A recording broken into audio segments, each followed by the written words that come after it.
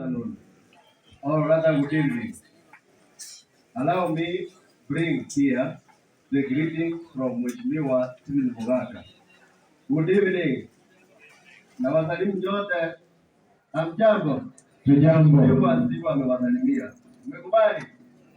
Yes, allow me highlight what Mheshimiwa has just said me here today.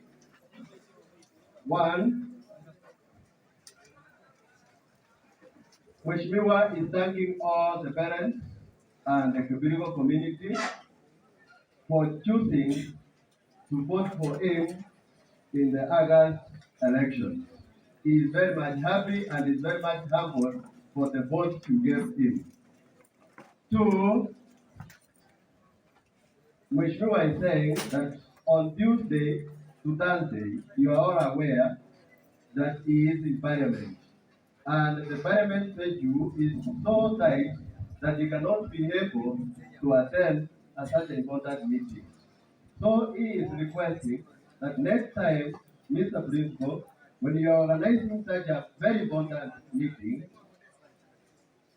let us talk to him so that he can be able to give a date so that he can be able to attend such an important meeting. Another point that I would like to highlight that Mheshimiwa said, Mheshimiwa is welcoming our new principal to Kebirigo High School, and he recognizes his great record from where he comes from. So, our principal here at home.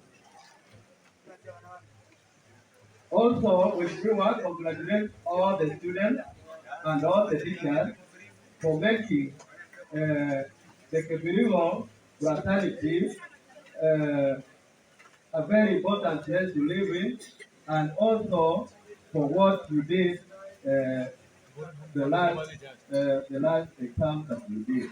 So Mheshimiwa is with you, and he is going to support you in all of them.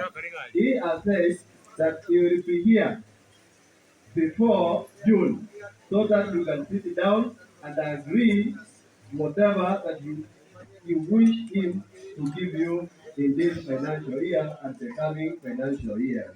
So